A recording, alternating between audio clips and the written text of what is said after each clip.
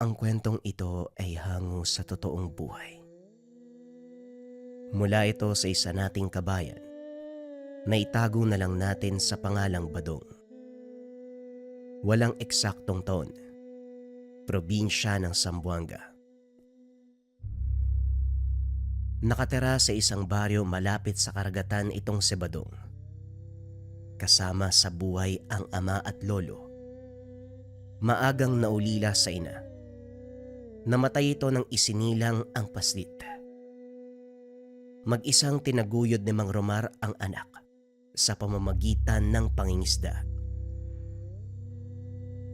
Naging magkatuwang ang dalawa. Lambat ang pangunahing gamit sa pangingisda. Ngunit minsan ay nangangawil sila o hindi kaya naman naninisid.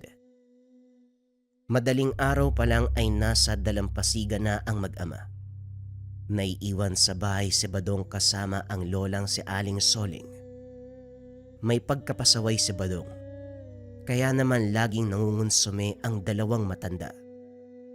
Lalo na kapag umuwi ito ng punong-puno ng putik ang uniforme. Ngunit kung paminsan, natutuwa din ang mga ito dahil nakakapag-uwi ng malaking alimango si Badong. Madalas itong dumadaan sa latiang malapit sa dagat ang pasit. Doon nangunguha ng alimango upang ibenta o hindi kaya naman ipang-ulam para may baon kinabukasan. Naku Omar, yung anak mo, mukhang may balak pang sundan ng mga yapak ng tatay mo. Abay halos araw-araw sa ginawa ng Diyos. Tuwing uuwi yan punong-puno ng putik ang uniforme. Hindi ko nga alam kung paano ko papatuyuin eh. Naku Nay, pagpasensyaan mo na si Badong, hayaan mo. Pagsasabihan ko. Wag na. Alam mo minsan kapag umuwi yan, may dalang alimango o hindi kaya naman malaking sugpo. Ayan o, tinakpan ko lang ng planggana para hindi makatakas. Dumadaan siguro sa latian tong batang to. Nasaan pala si Badong? Ayon, naroon sa kwarto nyo. Mukhang nakatulog sa sobrang pagod. Hayaan mo na, Romar. Parang hindi ka nagdaan sa pagkabata oh. Normal lang naman yan. Mas makulit ka pa nga dati eh. Si Totoy talaga. O siya, sige na. Hindi ko napapagalitan. Teka, tatapusin ko muna yung pagtatahi ng mga lambat. Mukhang hindi po ako makakasama sa inyo mamayang gabi. Ayos lang. Maninisid lang naman ako dyan sa dalampasigan. Bilog ang buwan. Mailapang mga isda sa malalim. Mag-iingat po kayo ha. Minsan may mga buhayang nagkalat dyan sa bahura. Ay nako. Ang mga tauhan ni Jaime, kailan kaya titigil ang mga yan sa pagsira ng bahura? Siguro kapag napuno na ng pera mga bahay nila. Kaya nawawala mga isda eh. Sana lang, wag naman dumating ang araw na tuluyang mawala mga isda sa lugar natin. Kapag nagkataon, siguradong magugutom tayo nito. Pag-uusap ng tatlo. Nagpahinga si Mang Simon.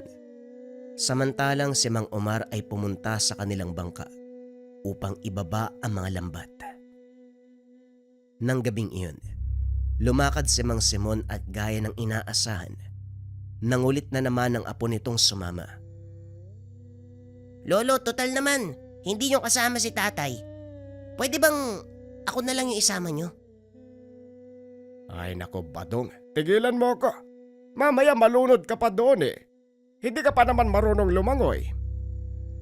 Marunong na po ako lumangoy, Lolo. Saan? Sa hanggang tuhod? Magtigil ka.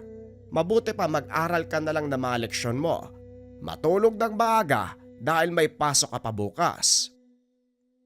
Lo, Sabado bukas, kaya nga gising pa ako eh. Naku, wag ka nang pagpumilit. Hindi pa rin kita isasama. Walang nagawa ang pasit, kaya hanggang hatid lang ito sa dalampasigan. Sumakay ng bangka si Mang Simon. Nagsimulang maganap ng lugar kung saan siya sisisid. Medyo malayo na ang narating. Ngunit wala pa ring senyales ng kawan ng mga isda. Wala ding ibang naninisid o nanlalambat.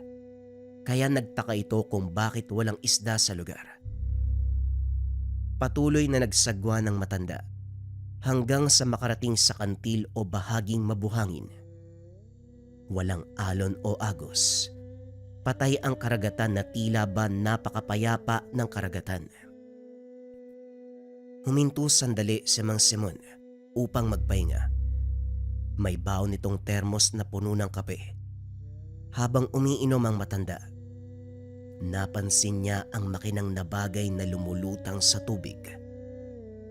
Papalapit ito sa kanya. Kaya naman inakala ni Mang Simon na isa itong dikya o hindi kaya naman isdang nagliliwanag sa dilim.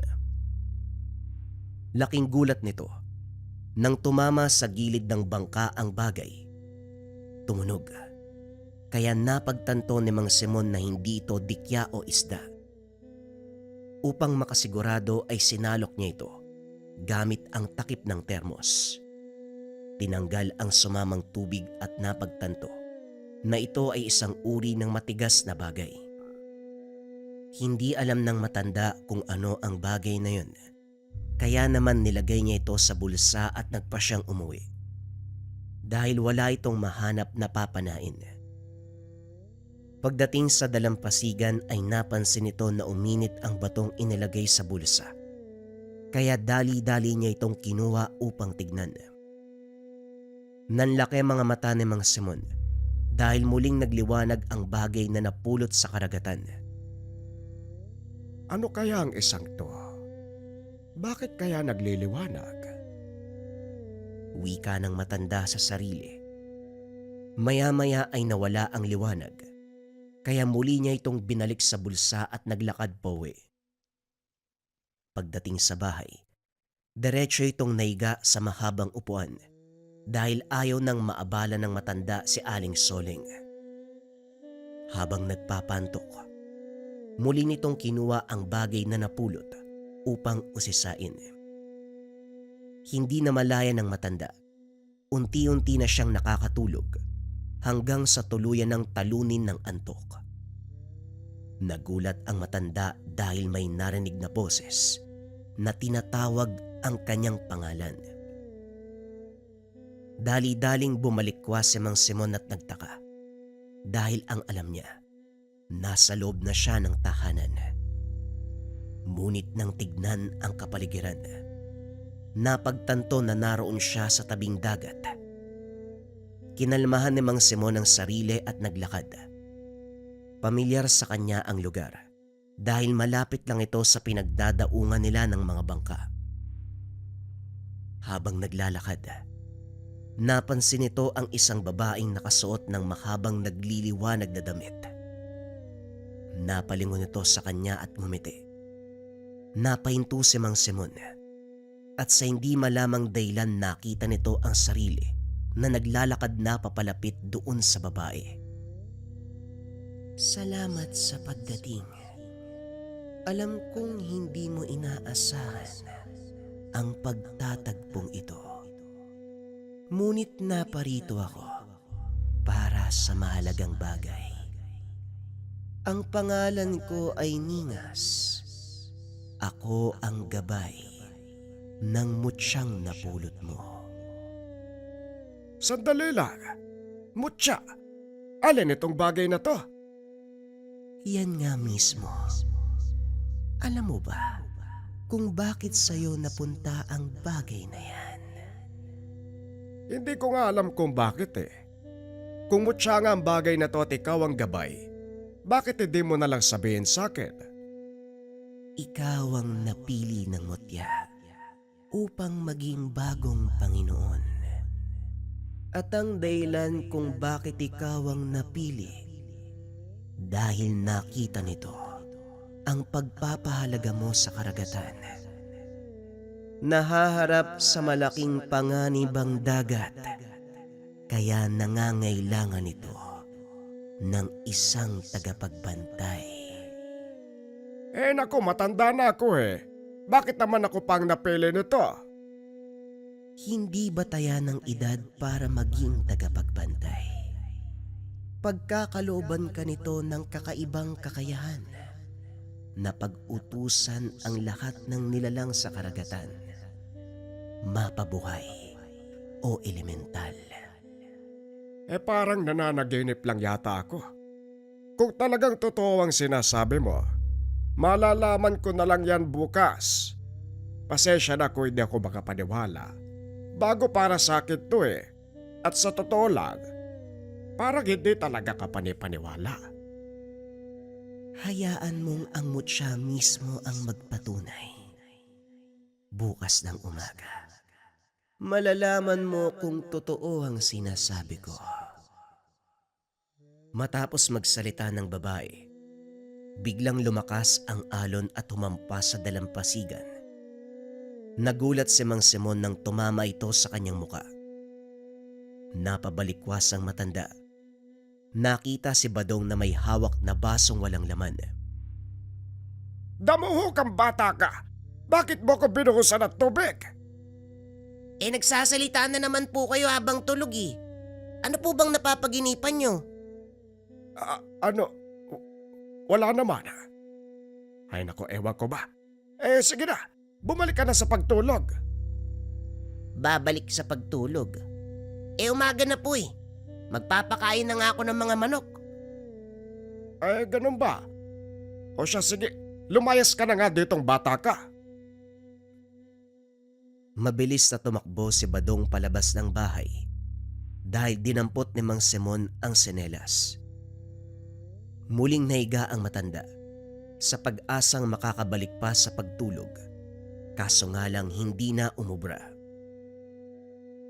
Ay nako, makabangon na nga lang. Talagang itong si Badong kahit kailan, puro kalokohan ang nalalaman. Etong batang to talaga, oo. Wika ng matanda sabay dungaw sa bintana. Natanaw nito sa dalampasigan ng apo kasama si Aling Soling. Dali-daling lumabas ng pinto ang matanda upang sundan ng maglola. Kaso nga lang laking gulat nito nang makita ang naglalakihang butanding na nagpapaikot-ikot sa karagatan. Napangiti si Mang Simon dahil mahabang panahon din nilang hindi nakita ang pambihirang nilalang. Nilapitan nito sina Badong at Aling Soling. Hindi ba napakaganda nilang tignan?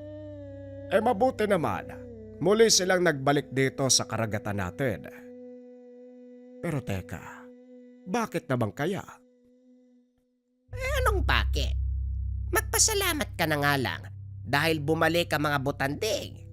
Ibig sabihin, sagana ang ating karagatan sa mga maliliit na hayop na kinakain ng mga yan. Alam ko, pero nakakapagtaka dahil hindi ko talaga inaasahan na babalik pa sila. At gayon pa, kung kailan naglipa na mga masasamang loob, na kahit mga nananahimik na perlas sa ilalim ng dagat pinagdidiskitaan pa. Wika ni Mang Simon. Ngunit pinigilan nito ni Aling Soling dahil ang lalaking nakatayo sa tabi nila, mga tauhan ni Jaime. Huwag ka ngang maingay. Mamaya marinig ka ng dalawang yan. Mga tao ni Jaime yan. Lingid sa kalaman nito, si Jaime ay nakatayo sa likuran nila. Huwag kang mag-alala, tanda. Narinig ko ang lahat. Ikaw, Tatang, mag-iingat ka sa mga paratang mo. Legal ang trabaho namin at may permiso kami mula sa munisipyo. Ganun ba? Kung legal naman pala ang gawain, bakit kailangan nyo mag-operasyon tuwing gabi? Bakit ko naman sasagutin yung tanong mo? Sino ko ba sa palagay mo? Wala naman. Simpleng residente sa baryong to na ang kinabubuhay, inaasa sa karagatang pilit yung pinapatay. Kagad na itong inawat ni Aling Soling dahil nakita ng matanda na bumunot ng baril si Jaime. Simon, tama na. May dala silang baril, matanda ka na. Hindi mo kakayaning makipaglaban sa kanila. Hindi, Soleng. Gusto ko lang iparinig sa Jaime na yan na mali ang ginagawa nila. At kung meron mang isang taong tututol, ako yon. Matapos magsalita ni Mang Simon, biglang tumalon paitaas ang isa sa mga butanding, dahilan para maglikha ng malaking alon. Nagtakbuhan ng mga tao dahil hahampas sa dalampasigan ang halos 6 na talampakan na taas ng alon. Nag-alisan din ang mga tauhan ni Jaime, kaya sumunod na ito sa kanila. Ay tanda, wag lang magkukrus yung landas natin sa laot. Dahil sisiguraduhin ko na hindi ka na makakasakay sa bangka mo. Pweh! Huwag mo akong takutin ng dala mong barel dahil hindi kita uurungan. Ano ba, Simon? Talaga bang hindi ka titigil? Eto na ga! Uuwi na! Halika na nga! Bakit po kaya nagalit yung mga butanding lolo? Hindi ko rin alam, Apo eh. Pero maganda rin yon dahil napaalis sila mga tauhan ni Jaime. Halika na, nang makapag-agahan tayo. Kwento nito kay Romar ang nangyari sa dalampasigan. Nagulat ito nang sabihin ng matanda na naroon ang mga tao ni Jaime. Ano ginagawa nila sa dalampasigan? Huwag mo sabihin na pinag-iinteresan nila yung mga butanding na yan. Posible. Pero anong gagawin nila sa mga yon? Kakatayin? Balita ko, masarap daw yung palikpik ng butanding eh. Puro ka talaga kalokohan. Alam mo naman na bawal katayin ng mga yan. Sila ang naglilinis ng karagatan laban sa mga duming palutag-lutag. Ito namang si tatay, binibiro ka lang eh. Basta talaga tungkol sa butanding at karagatan ng pag-uusapan. Hindi mo magagawang biruin si tatay eh. Alam mo naman kung gaano kamahal ng tatay mo ang karagatan, hindi pa. Kaya gano'n na lang ang galit niya kay Jaime kanina. Pero tay, mag-iingat pa rin po kayo. Delikadong tao si Jaime. Sila ang mag-iingat sa akin. Ang tandaan niyo na tay, ang yabang niyo pa rin. Sige na, kayo na ang matapang. Pag-uusap ng mag-anak. Kinagabihan, naghahandang lumaot si Mang Simon. May sakit si Omar ng mga oras na yun, kaya mag-isa siyang aalis. Sa pagkakataong ito, hindi siya nakatanggi sa pamimilit ng apo dahil mas nauna pa ito sa bangka. Huwag mo sabihin, lolo, na papauwiin mo pa ako, ha? Nasa akin na yung sagwan. Pambihira talagang bata to. Bakit mo gustong-gusto mong sumama sa akin? Gusto ko po kasing matutong manglambat at mamana para balang araw matulungan ko po kayo ni tatay. Bakit po ba? May masama po ba dun? Wala naman na po. Pero mapanganib ang karagatan, lalo pa sa mga batang katulad mo. Lolo, malaki yung tiwala ko sa'yo. Alam kong hindi mo ko papabayaan. Habang nag-uusap ang dalawa, hindi na malaya ng matanda na nag-umpisa ng magsagwan si Badong. Napansin na lang nito na nasa gitna na sila ng karagatan nang makita ang malaking barkong dumaan. Ay naku, naloko na. Ang layo pala ng narating natin, Badong. Pambihira kang bata ka. Bakit ka nagsagwan ng husto? Ayan tuloy, napalayo tayo. Amin na nga yung sagwan. Mamaya, mabangga pa tayo ng barko dito eh. Kinuha ni Mang Simon ang sagwan. Akmang ilalapat niya ito sa tubig. Biglang nakita ng matanda ang andap-andap na ilaw ng mga bangka. Hindi kalayuan mula sa kanilang kinaroroonan. Naku po, nandito si na Jaime, delikado. Kailangan nating makabalik sa dalampasigan. Eh bakit naman po kayo natatakot, lolo? Akala ko ba matapang ka? Natatakot ako dahil kasama kita. Hindi ko alam ang sasabihin sa tatay mo kapag may nangyaring masama sa'yo. Wika ni Mang Simon. Marahan siyang nagsagwan pabalik sa dalampasigan. Ngunit sa kasamaang palad, nasipat sila ng bangka na lulan ng mga tauhan ni Jaime. Biglang nagpaputok ang mga ito dahil ayaw nilang may makakita sa ginagawang kabulastugan.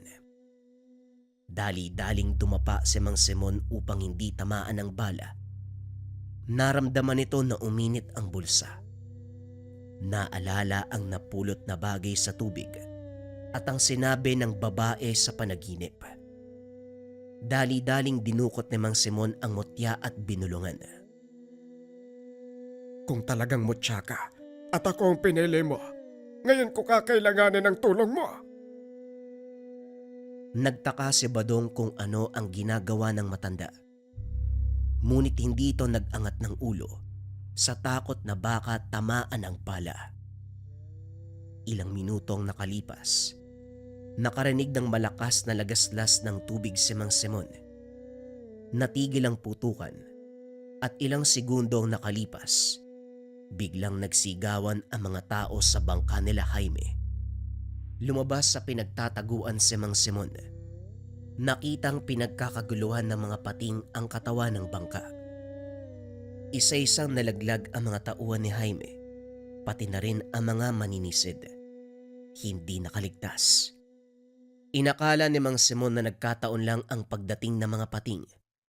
Ngunit habang nagsasagwan papunta ng dalampasigan, nagulat ito nang biglang bumilis ang kanyang bangka. Lolo, ano pong nangyayari? Bakit bumubilis tayo? Tignan mo sa likod natin. Nanlaki ang mga mata ni Badong nang makita ang mga pawikang nagtutulak ng kanilang bangka. Ha? Niligtas tayo ng mga pawikan? Parang gano'n na nga. Oh, humanda ka. Sasadsad tayo sa buhangin. Kumapit si Badong at Mang Simon sa katig dahil patuloy pa rin sa pagtulak ang mga pawikan. Tumama ang ulo ng bangka sa dalampasigan. Humagis palabas ng bangka si Badong, dahilan para sumubsob ang muka sa magkahalong putik at buhangin.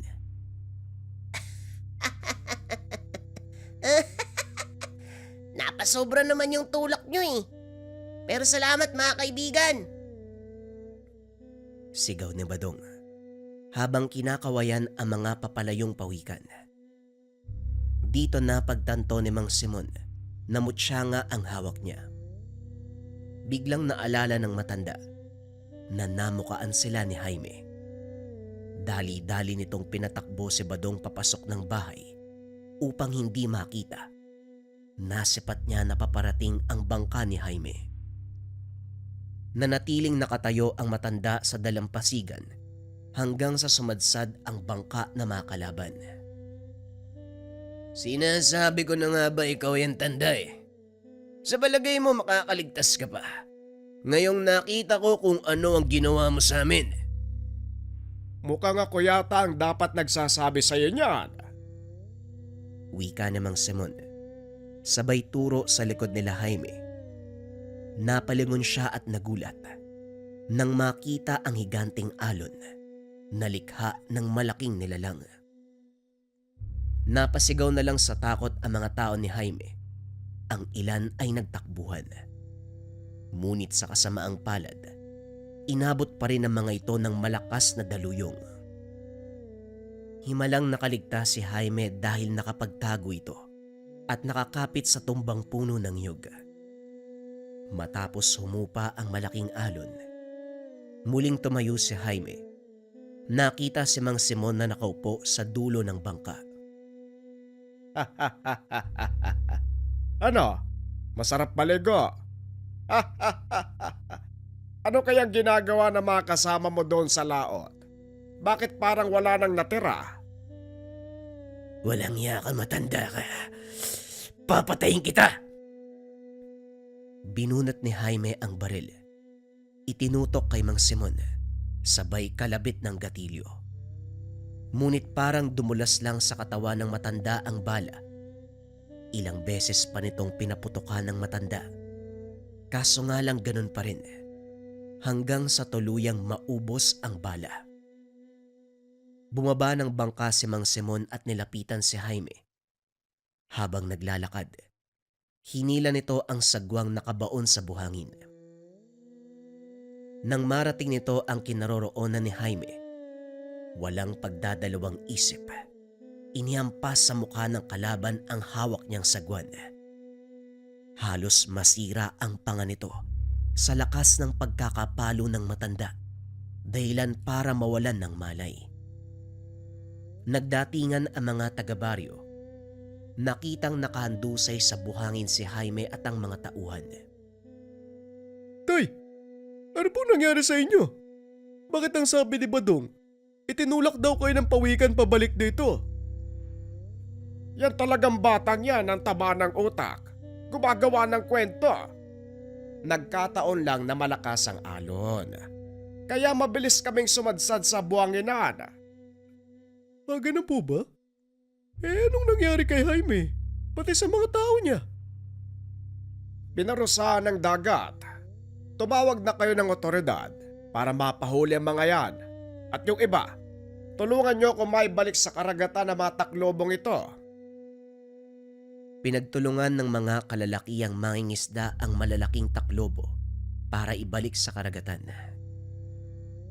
Simula ng araw na yon, bumuo ng samahan si Mang Simon na ang layunin ay pangalagaan ang karagatan. Kinilala ng pamahalaan ang kanilang mga kabayanihan, lalo na ang pagsukpo ng mga tulisang nagnanakaw ng mga higanting taklobo sa kanilang lugar. Sa paglipas ng mga taon, patuloy na namayagpag ang kabayanihan ng grupong iyon. Nakalaunan ay ginawaran ng parangal at karampatang sweldo mula sa gobyerno. Hindi makapaniwala si Mang Simon na sa edad niyang ito, magagawa niya pang pamunuan ang isang organisasyon na katagalan ay sinalo ni Badong. Mas lalo pang pinagbuti ng nooy 21 taong gulang na binata ang samahan. Nagkaroon sila ng ugnayan sa mga taga-ibang bansa. Kalaunan ay nakalikom ng pondo para bumili ng malaking bangka na gagamitin sa pagpapatrolya sa mga dalampasigan ng kanilang lugar. Ang pagmamahal ni Mang Simon sa karagatan ang siyang nagkaloob sa kanya ng malakas na swerte at magandang kapalaran. Bago mamatay ang matanda, ipinagtapat nito kay Badong ang tungkol sa mutya. Ipinamana niya ito sa apo. Ngunit nagpasya si Badong na ibalik ito sa karagatan dahil sa paniniwala na ang mga mutya ay may sariling buhay, may kakayahan na mamili ng sariling Panginoon. Ito ang kwento ng isang tao na pinagkalooban ng mutya ng karagatan. Bagong kwento pa rin ang kasunod, mga kabayan. Ito ay tungkol sa mutya ng apoy. Simulan na ang storya.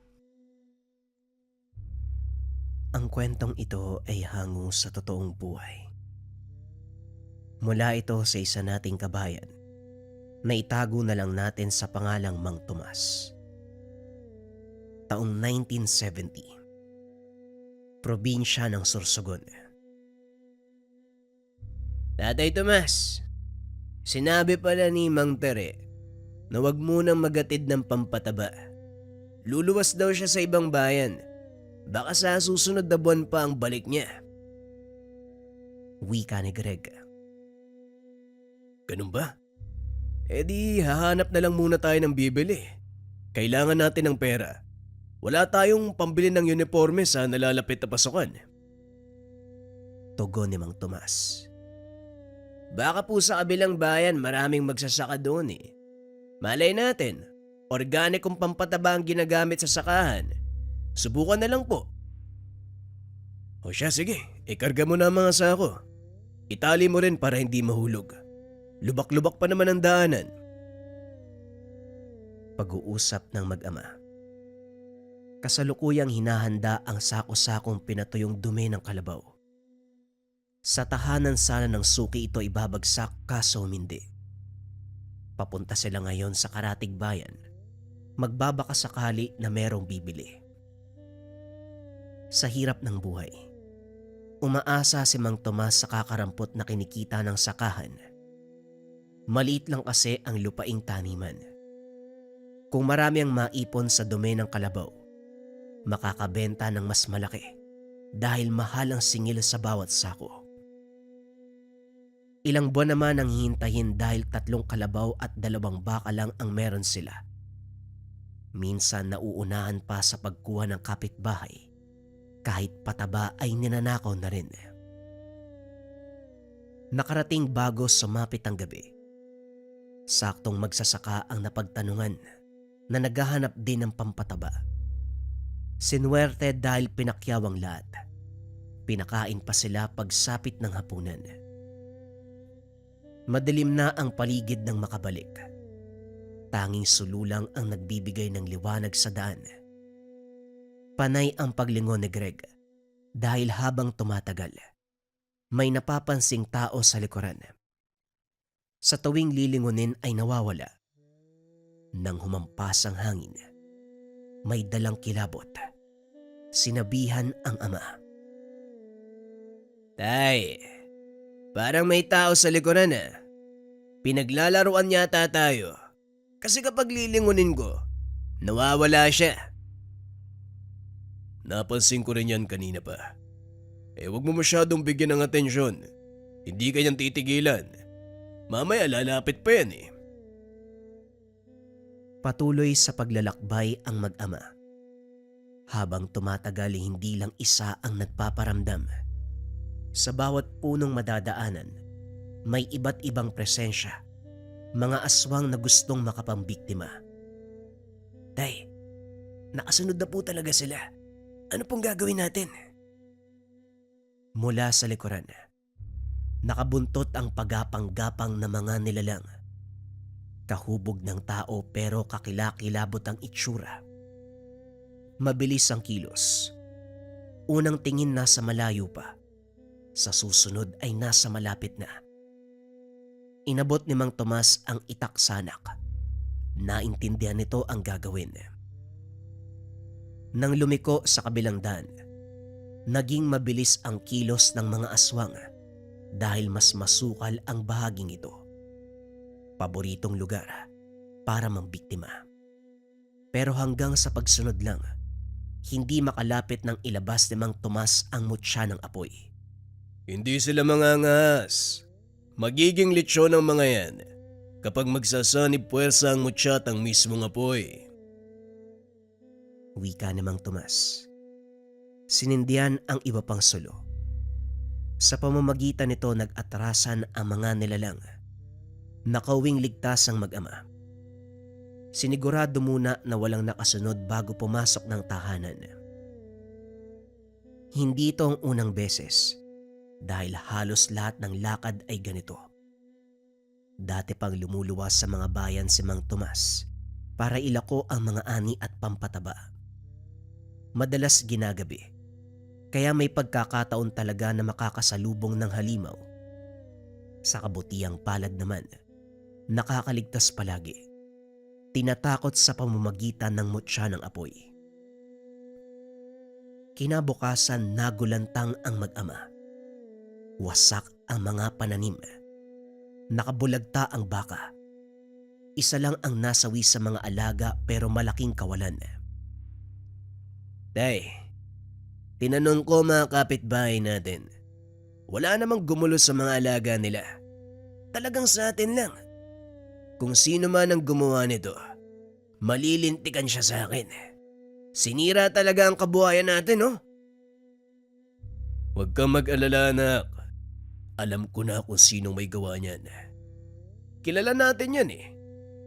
Ano kaya yung rason ng damuhong yan? Natukoy ang salarin nang magsagawa ng ritual. Ang nakadikit na samyo ang nagpakilala sa tao. Si Mang Dionisio, kapatid sa ama ni Mang Tomas. Simula pagkabata ang alitan, simpleng bagay lang naman ang dahilan, ang pinamanang mutya. Ninais itong angkinin ni Mang Dionisio Kahit nabubuhay pa ang ama na nagtatangan. Minsan ang ninakaw, minsan ang ginamit sa kasamaan. Ito ang nag-udyok sa ama na kay Mang Tomas ihabilin. Masisigurado ang pangangalaga ng gamit. Ano tay, puntahan naman natin? Hindi ko pa nakalimutan yung huli niyang ginawa. Naku, hindi na pwede ang ganito. Turuan natin ng leksyon yan. Anak, tsuin mo pa rin siya. Kapatid ko, pupuntahan natin pero kakausapin lang. Walang sakitan na magaganap. Minsan nakakainis din po kayo eh. Napakabuting tao pero sinasamantala naman. Subukan niyo po kayo maging masama kahit minsan. Nakakatulong din yun eh. Ikaw talaga puro kakalokohan eh. Ano? Sasama ka ba o hindi? Dali-daling sumampa sa balsa si Greg. Hinila na rin ni Mang Tomas ang lubid ng kalabaw para lumakad. Pagdating ng tahanan ni Mang Dionisio, sinalubong sila nito. Wala akong matandaan na pinapunta ko kayo rito. Anong sadya nyo ha? Marami akong gagawin, kaya kung pwede lang, umalis na kayo. Wika ni Mang Dionisio. Masyado ka na mga lata. Nagkukunwari ka pa para makahanap ng palusot. Hindi ito ang unang beses. Halos katayin mo kami ng anak ko noon eh. Ngayon, ang kabuhayan naman namin ang pinunterya mo. Ano ba talaga ang gusto mong mangyari? Kung sana pinaubaya mo sa akin ang mutya ng apoy, maayos ang magiging takbo ng buhay mo. Kaso napakayabang mo. Hindi mo ako masisisi, Tomas. Napakabata mong mag-isip. Hanggang ngayon, mutya pa rin ang himutok. Hindi mo makokontra ang kagustuhan ni tatay. Sa akin ibinigay ang mutya, kaya wala ka na magagawa. Nagpakabait ka lang naman, kaya ka pinili ni tatay. Mapagkunwari kang tao. Ilabas mo kaya yung tunay mong ugali. Masyado kang maraming sinasabi. Hindi bale na, wala akong mapapala kapag ikaw ang kausap. Saradong isipan mo. Ayaw umunawa. Greg, halika na. Pupunta-punta dito. Hindi naman pala kayang tumagal sa usapan. Umuwi na kayong dalawa. Mga duwag. Kung ako yan tay, ay sinuntok ko na yan eh. Hanggang kailan ka ba magiging mabait? Magkaharap na kayo, hindi mo pa sinikmurahan. Tinanggalan mo sana ng ngipin para manahimik. Hoy, yung bibig mo. Kapag ikaw narinig nun, lagot ka. Yun na nga ang gusto ko para malaman niyang galit din ako. Oho, titigil na nga ho eh. Napatikom ang bibig nang mapansin ang paraan ng tingin ni Mang Tomas. Ang nasawing baka ay binenta sa murang halaga. Maraming bumili lalo na ang mga manginginom. Ang natira ay inulam ng mag-ama. Walang kaso dahil malinis ang karne. Mano-mano ang pagpatay. Tao lang ang tumumba. Kahit papano gumaan ang loob ni Mang Tomas. Nakabawi sa gastos dito. Ang perang kinita ay tinabi para sa nalalapit na pasukan. Pagsapit ng hapon nagtungo sa bayan para makabili ng bigas. Si Greg ang pumila. Si Mang Tomas ay dumiretso sa tindahan ng buto. Napasama sa kwentuhan dahil naabutan ang mga kaibigan. Lalong tumagal na mag-alok ng inuman. Nahihiyang humindi kaya pinagbigyan. Samantala, si Greg ay napakamot na lamang ng ulo. Ilang oras nag-intay sa tabi, pero wala pa rin ang ama. Ilang beses inisip na baka nauna sa pag-uwi, pero ayaw paniwalaan. Hindi ito aalis nang hindi siya kasama. Hinabaan ang pasensya, nag-intay ng nag-intay.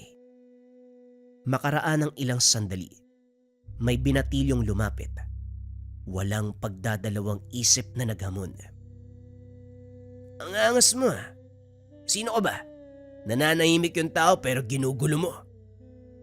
Wika ni Greg. Pasimple siyang sinagi. Ngumiti ang binatilyo. Akala ko ba matapang ka? Nahalata sa ingay mo ang pagiging tuwag. Hindi ba ang tingero ang tatay mo? Dapat matapang ka. Yung tatay mo malakas eh. Ryan, hindi ganyan ang pakikipag-usap. Dapat ganito, tignan mo. Sumingit ang isa. Sunod-sunod na sinuntok si Greg.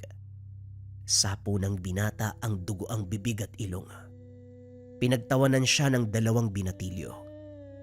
Uy Jerry, napalakas yata yung suntok mo. Tignan mo, parang iiyak na yan oh. Nakachamba lang kayo mga pare. Hindi ko kayo kilala, kaya hinayaan ko lang kayong tumama. Pero wala nang dahilan para magtimpi. Gumanti si Greg. Ibinagsak ang nagngangalang Ryan. Sumapul sa mata. Ang isa ay tumama ang noo sa sementadong daan. Parehong natumba matapos masuntok. Tinangkapang tumayo pero sinipa ng sinipa. Sa puntong ito, nakabalik na si Mang Tomas. Hindi makapaniwala sa naabutan kaya kaagad inawat ang anak. Tatay, para malinaw sa'yo. Makinig ka muna kasi sa akin. Sila ang nauna. Gumante lang ako. Wika ni Greg bago pa makapagsalita si Mang Tomas. Tumayo ang mga binatilyo. Sinamaan ng titig ang mag-ama. Nagmamadali itong umalis sa paghakbang ni Mang Tomas. Umalis din sila nang makabawi ng lakas si Greg. Umaaray pa habang nasa daan. Napabuntong hininga si Mang Tomas dahil naisip na ganun kabayolente ang anak. Sa kabila nito, nagpapasalamat pa rin dahil ang binatilyong umatake ay may lahi. Hindi po ako bayolente. Sadyang gumanti lang. Hindi ko sila hahayaan na payin ako. Hindi nyo nga ako pinagbuhatan ng kamay tapos sila gagawin na sa akin yun. Ang kapal naman ng mukha nila.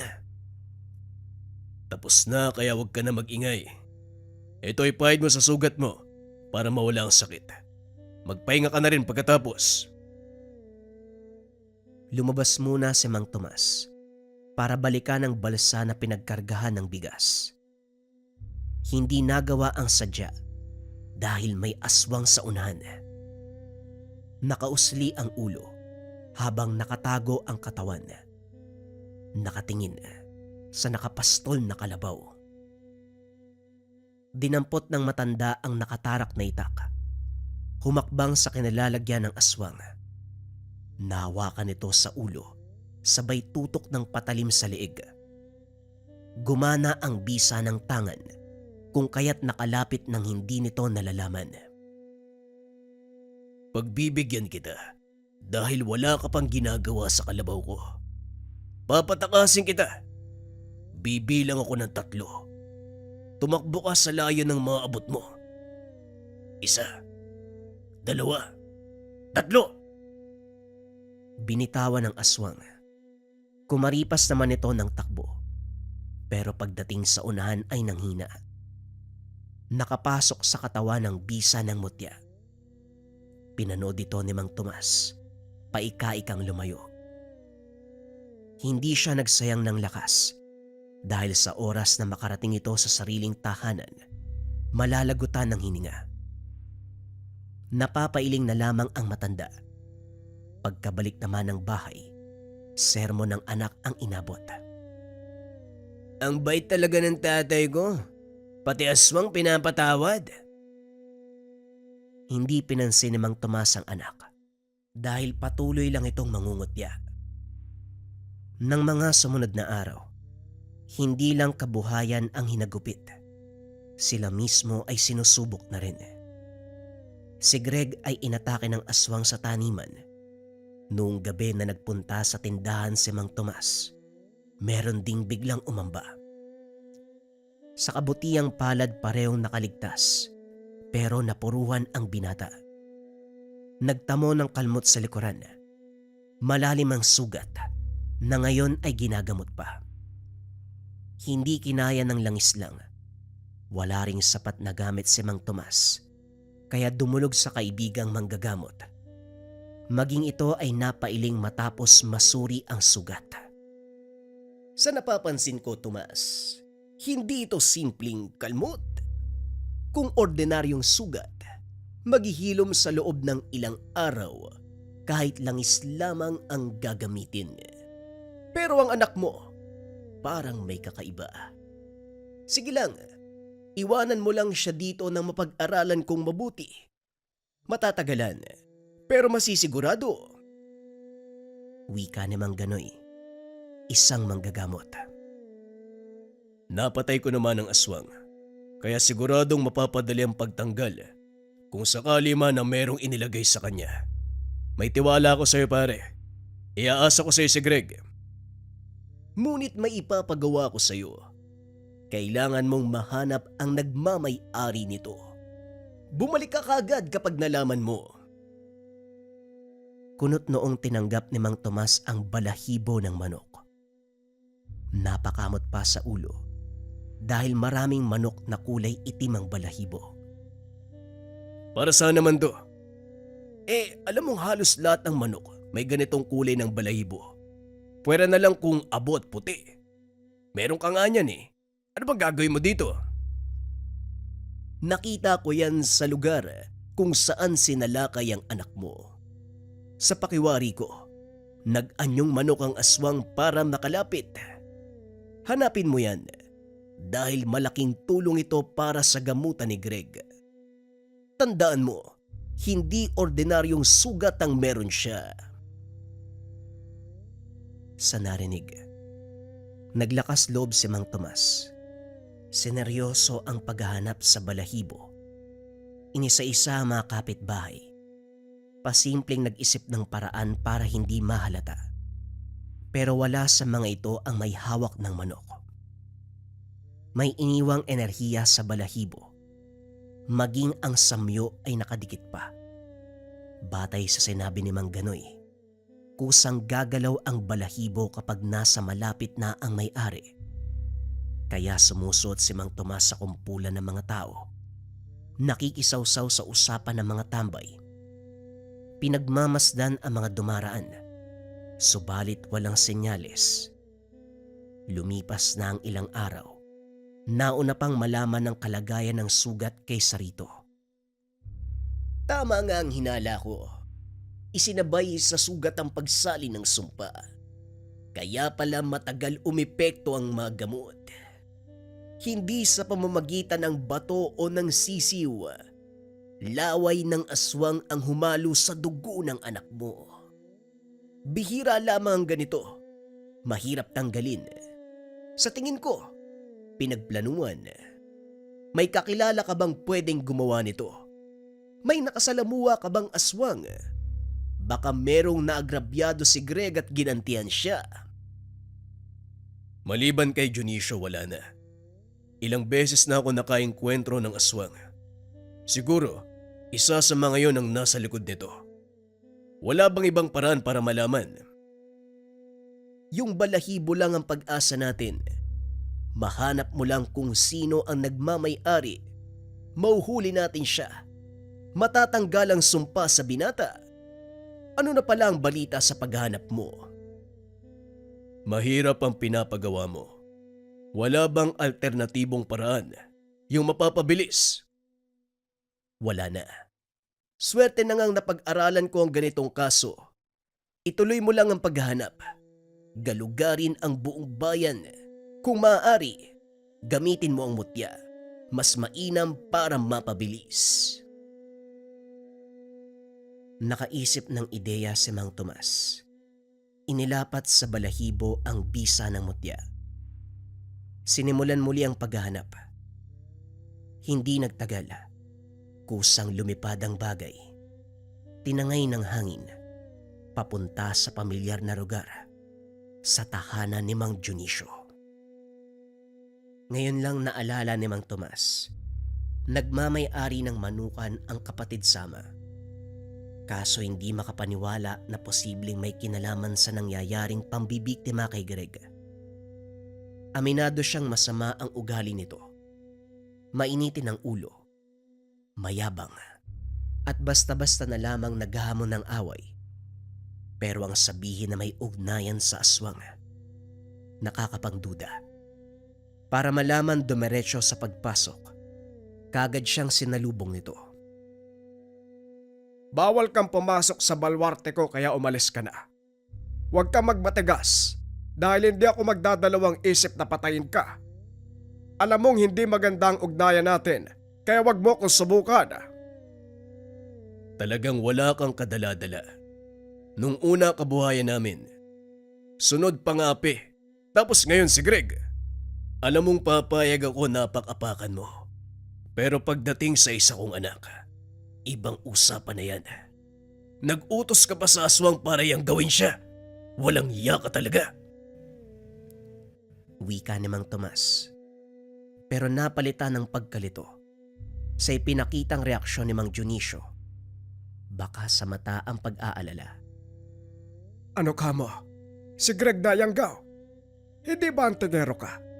Nasa iyo ang gamit ng tatay natin. Bakit hindi mo nabantayan ang anak mo? Irresponsable kang ama. Lalong nagtaka si Mang Tomas. Mararamdaman ang pagkatotoo ng kapatid. Sandali nga, huwag mo kong dramahan. Malaki ang galit mo sa akin pati na rin kay Greg. Hindi mo ako madadaan sa ganito. Nagpapalusot ka lang, hayop ka! Sa puntong ito, hindi nagpapigil ang dalawa. Binuhos ang emosyon sa pisikalan. Kung hindi pa nasaktan si Mang Dionisio ng sobra, hindi sila titigil. Pasensya ka na, Dionisio. Hindi ko intensyon na saktan ka. Hindi ka lang ng bintanga. Nanakit ka pa. Sana buhay pa si tatay para makita niya ang ginawa mo. Siguradong madidismaya yon. Umalis na si Mang Tomas. Naguguluhang bumalik sa tahanan ni Mang Ganoy. Hindi. Kilala ko ang taong yun. Madaling makaisip ng paraan para makalusot. Pare, nahanap ko na nagmamay-ari ng balahibo. Ang kapatid kong si Dionisio. Malala nga ang away niyong dalawa at humantong pa sa ganito. Tama na yan. Akin na ang balahibo dahil alam mo na kung sino ang may-ari. Kailangan mo siyang balikan. Gamitin mo ang garapon na ito. Sugatan mo siya. Kuhaan ng dugo. Ito ang kailangan para matanggal ang sumpa sa katawan ng anak mo. Madaliin lang dahil lumalala ang kalagayan ni Greg. Baka hindi tayo umabot. Teka. Bakit kailangan ng dugo? Anong pamamaraan ang gagamitin mo? Nananalaytay sa dugo ng anak mo ang sumpa. Kailangan natin ang dugo ni Dionisio na siyang may pakana ng lahat. Sa pamamagitan nito, maaalis ang sumpa. Parang nagdududa ka sa aking kakayahan. Hindi naman sa ganon. Ngayon ko lang narinig ang bagay na yan. Malamang, sa pagtugis ng aswang ka lang nakatutok. Isa kong manggagamot. Mas malawak ang kaalaman kumpara sa iyo. Lalakad ka ba o hindi? Walang nagawa si Mang Tomas kung hindi sumunod. Mabigat ang mga hakbang na pinuntahan ng bahay ni Mang Dionisio. Wala ito sa manukan, kaya nagkaroon ng pagkakataon na masuri ang paligid. Puro puti ang mga manok. Yung bubuhayin lamang sa loob ng 45 araw bago katayin para ibenta sa pamilihan. Wala ring panabong o inahin kaya nagtataka siya. Napatitig sa balahibong hawak. Sa pagkakataong ginamitan ng mutya, gano'n na lamang ang pagkagulat nang tinangay patungo sa ibang tahanan. Kagad tinanggal ang bisa bago pa matunugan upang makasigurado gumawa ng paraan. Inabot sa manggagamot ang garapon na may lamang dugo. Kaunti lang ang nakuha pero malawak ang pagkakangiti. Nagawa mo, kaibigan. Magagamot na talaga ang anak mo. Dito ka lang. Isasagawa ko ang ritual. Pumasok sa tagong silid ang manggagamot. Nagintay si Mang Tomas sa tabi ni Greg. Mahimbing ang pagtulog nito matapos malapatan ng gamot. Hindi nagtagal, lumabas si Mang Ganoy. Bitbit ang isang mangkok na umuusok. Sinalina nito ng mga sangkap kabilang ang dugo. Ginising ang binata para mapainom. Pagkatapos ay sinambitan ng mga kataga. Sinabayan ni Mang Tomas ang pagbigkas ng manggagamot. Gusto lang makasigurado na mapapabuti ang kalagayan ng anak. Matagal bago natapos pero sa huli, gumana ang gamutan. Makaraan ang ilang oras, pinayagan na silang umuwi. Unti-unti nang bumuti ang kalagayan ni Greg. Bumalik kaagad sa nakasanayang takbo ng buhay. Ilang araw ang lumipas, tuluyang gumaling ang binata. Nakakagalaw na, nakakapagbuhat. Katuwang ni Mang Tomas sa gawaing sakahan. Katulong pa sa pagdayo sa ibang lugar para magbenta ng organikong pampataba. Nakakapag-ani na rin ng mais at palay. Tatay, epektibo ang binigay na lunas sa akin ni Mang Ganoy. Tignan nyo, gumaling ka agad ako. Tapos yung sugat kahit peklat na wala na rin. Sinigurado ko talaga nagagaling ka. Walang ama na hahayaang magdusang anak. Hindi rin ako makakapayag na mapapahamak ka simula sa araw na ito. Naroon ka kung nasaan ako. Parang yan ang ayoko, tay. Baka magkapalit tayo ng muka. Greg, parang maayos ang kalagayan mo. Hindi ba dapat nasa tahanan ka habang nagpapahinga? Singit ni Mang Ganoy. Sumadya ito sa taniman para malaman ang ginagawa ng mag-ama. Si Manong naman, bakit ko naman gagawin yun? Ikaw ang gumamot sa akin. Sa sobrang galing nyo, gumaling ka agad ako. Oo nga naman. Ang sa akin lang wag biglain ang katawan. Mahirap ang mabinat. Paring Tomas, paalalahanan mo ito. Ayoko ng pasyenteng pabalik-balik dahil hindi nakikinig. Parang wala kang bilib sa sarili mo ha. Magaling na siya pare, hayaan mo na. O siya, ano ba ang laban ko sa inyong dalawa? Baka pagtulungan niyo pa ako. Lalakad na ako. Masaya ko malaman na bumuti ka, Greg. Pare, mauna na ako. Dumaan lang talaga ako rito. Mag-iingat kayo. Hinatid nila ng tanaw ang manggagamot. Hindi tinigilan dahil may bitbit pang pinamili. Kinagabihan hindi mapakali si Mang Tomas. Lalo na nang makita si Mang Ganoy kanina. Meron siyang gustong itanong dito noon pa nang ginamot niya si Greg. Kaso nagpipigil. Ngayon niya itatanong nang tuluyang bumuti ang kalagayan ng anak. Dahil hindi pa naman inaantok, sinadya niya ito. Tamang dumating sa pintuan, narinig ang usapan sa loob. Mga boses na parehong pamilyar sa kanya. Ito ang magiging huli kong babala sa iyo, Ganoy. Subukan mong lumapit kay Tomas at Greg. Handa kong talikuran ng marangyang buhay para patayin ka. Kapatid ko siya. Parehong dugo ang nananalaytay sa mga ugat namin. Si Greg, subukan mong saktan muli. May kalalagyang ka sa akin. Huwag mo kong pagsasalitaan, Dionisio. Ang inaalala ko ngayon, hindi gumana ang pinainom kong lason kay Greg. Binilog ko ang ulo ni Tomas. Nanayang gawang binata dahil kapag nagkaganon, Umaasa ka mababaliw siya at magkakaroon ng pagkakataon na makuha mo ang mutya. Ito lang ang masasabi ko. Huwag kang magtatangka dahil mapapatay ka lang ni Tomas. Mula pa noong nabubuhay si tatay, palagi ko nang kinakalaban para sa kanya mapunta ang tangad. Alam kong mapapabuti kapag siya ang may hawak. Sinubukan ko pa ang presensya niya sa pamamagitan ng pagpipilit na pagbawi. Pero hanggang ngayon, hindi nangyayari. Sinanay ko siya sa ganung pamamaraan para kung ikaw na ang kumilos, wala kang mapapala. At para alam mo, hindi ko dugo ang binigay ni Tomas. Sa kanya yon.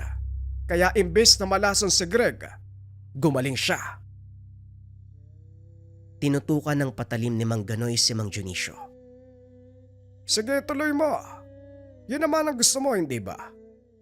Minsan mo na akong binalak patayin dahil alam kong ginagawa mo. Ikaw ang pesteng nagsuol sa mga aswang na umatake at gumagambala kay Tomas. Swerte ka, hindi ako nagsalita. Pero sa oras na may mangyari sa akin, makakarating sa kanyang katotohanan. Idiniin ni Mang Ganoy ang pagtutok ng patalim. Pero bago pa bumaon ay tumilapon. Parehong nagulat nang makita si Mang Tomas. Sakto pala ang dating ko. Mula umpisa hanggang dulo, narinig ko ang buong usapan. Mabuti na lang, mabilis ako mag-isip. Kung kaya't nagawa kong kontray ng balak mo sa anak ko. Tinuring kitang kaibigan, hayop ka. Sinisi ko pa lahat kay Dionisio. Ikaw pala ang demonyo. Kung gano'n nagkasundo na pala kayo. Magkakasundo kami kapag patay ka na. Nagsinde ng kandila si Mang Dionisio. Sinabayan ito ng depensa ni Mang Tomas. Sa puntong ito, hirap sa paghinga ang manggagamot.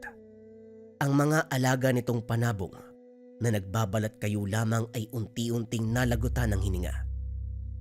Ang depensang bakod at sa bulag na ginamit ni Mang Ganoy nalusaw sa presensya ng mutya ng apoy.